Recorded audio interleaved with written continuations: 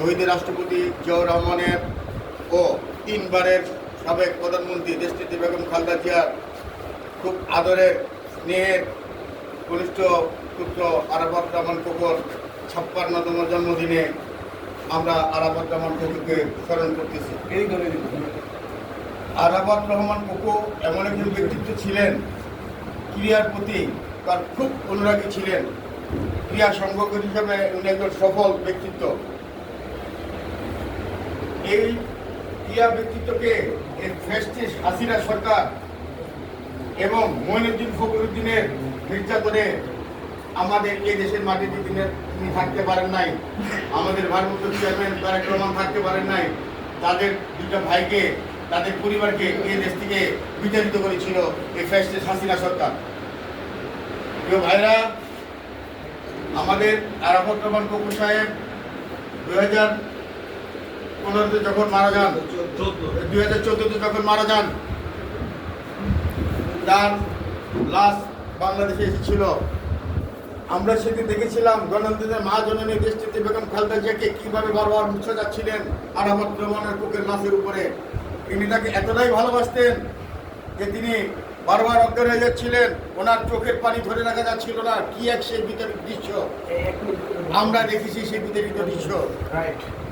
প্রিয় ভাইরা, আমাদের আরাফাত রহমান কোকর জানাজা আমাদের দলীয় অফিসের সামনে করতে চেয়েছিল, সেটা দেয়নি। গুলশান করতে চেয়েছিল, দেয়নি।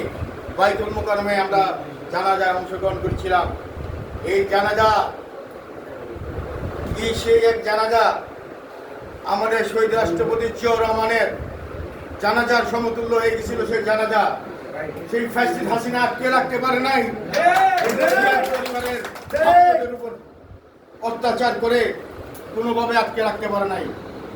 প্রিয় ভাইরা, আমাদের ভারপ্রাপ্ত চেয়ারম্যান জনাব তারেক রহমান সে লন্ডনে বসে ধুকে ধুকে কেঁদেছিল ভাইকে দেখার জন্য, শেষ দেখার জন্য তিনি আসতে পারেন নাই, তিনি জানাজায় শরীক হওয়ার জন্য আসতে পারেননি। সেই ধুকে ধুকে যে কীভাবে মানুষ বেঁচে থাকে এটা অনেকেই জানে, যারা এই পরিস্থিতির শিকার হয়েছে।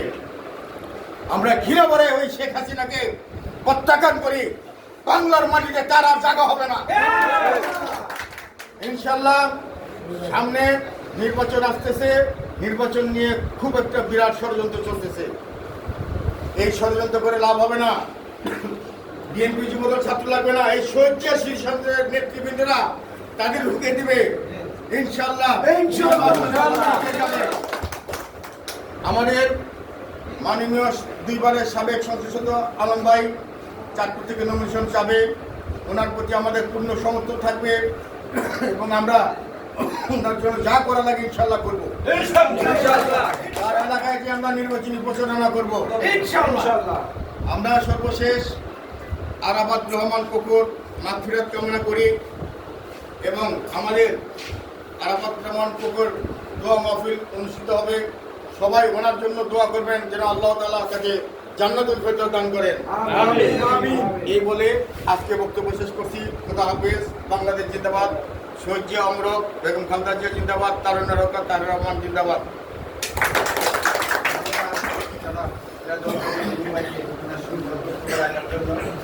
এই পর্যায়ে আমরা